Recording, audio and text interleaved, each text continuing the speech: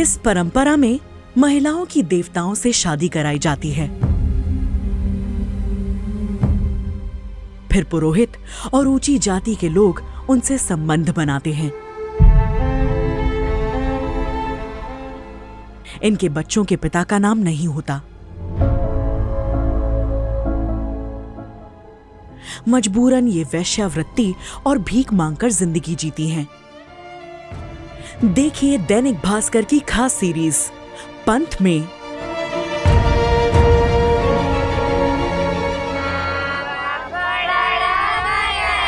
एक ऐसी परंपरा जहां धर्म के नाम पर बच्चियों को मंदिर में दान कर देवदासी बनाया जाता है। देवदासी प्रथा भले ही गैर कानूनी है, लेकिन दक्षिण भारत के कई राज्यों में आज भी ये प्रथा जारी है।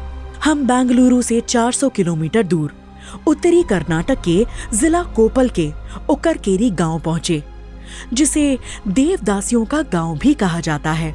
देवदासी प्रथा यानी कि दर्द और पीड़ा की जीती जागती कहानियां, उस श्रापित समुदाय की जिंदा लाशें जिन्हें सरकार भुला चुकी है।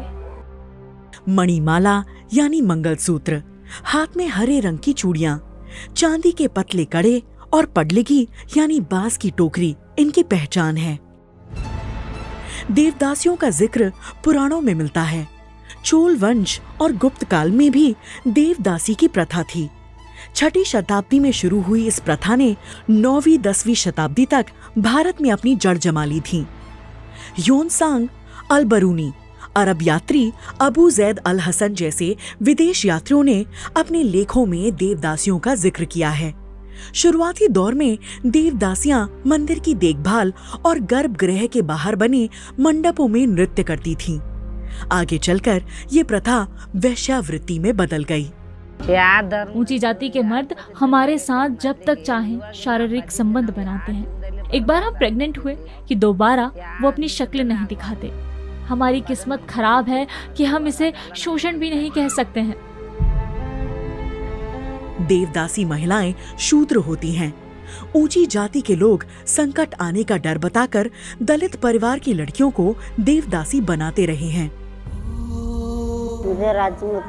मैं और मेरी बेटी दोनों ही देवदासी हैं। इसकी दिमागी हालत ठीक नहीं है। इसके साथ कौन रहेगा? इसलिए मेरी बेटी देवदासी बना दी गई। कम से कम भीख मांगकर जिंदगी तो जी सकेगी। देवदासियों के बच्चों को पिता का नाम नहीं मिलता। ये केवल अपनी माँ के सहारे जिंदगी काटते हैं। बाप ये कौन बोलता? हमको नहीं देखने को नहीं है। किन बाप बोलते? यही हमारे बाप नहीं बोलना चाहिए, नहीं ले।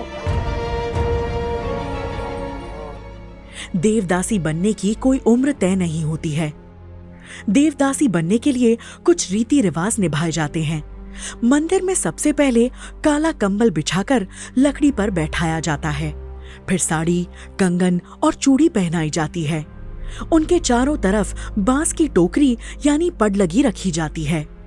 फिर 5 देवदासियां हुदो हुदो मंत्र का जाप करते हुए माथे पर आड़ा सिंदूर लगाकर मणिमाला यानी मंगलसूत्र पहनाती हैं, जिसके बाद 5 घरों से भीख मांगकर लानी होती है। इसके बाद वो देवदासी बन जाती है। देश भर में देवदासियों को कई नामों से पुकारा जाता है, जैसे उड़ीसा में महारी यानी महान नारी, कर्नाटक में राजा दासी जोग थी, महाराष्ट्र में मुरली और भाविन। वहीं स्थानीय देवियां यल्लमा, होलगेमा और होसुरमा के नाम पर दलित महिलाओं को देवदासी बनाया जाता है। यह तीनों देवियां बहन हैं, जिनके मंदिरों में आज भी देवदासियां मौजूद हैं। तो इनका कहना है बसम्मा का कि ये अभी 3 साल पहले देवदासी बनी है। तो बसम्मा की जो बात है वो सरकार के दावों की पूरी तरह से पोल खोल रही है।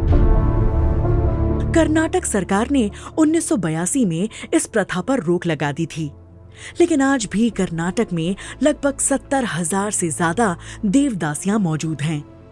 और सरकार से इनको खाली 1500 रुपया पेंशन मिलती है। आजकल 1500 रुपया में इनके गुजारा चलना बहुत मुश्किल है। और इनका जो लड़के लोग हैं इनको अलग से ही देखते हैं। इनकी बहुत कठिन परिस्थिति में ये जीवन चला रहे हैं। पूर्णिमा की रात देवदासियां देवियों को खुश करने के लिए सालों से मंदिर में पूजा पाठ की रस्में निभाती आ रही हैं। गोद में बच्चे लिए लोगों की खुशियों की दुआएं देती ये देवदासियां खुद के जीवन में खुशियों से दूर हैं।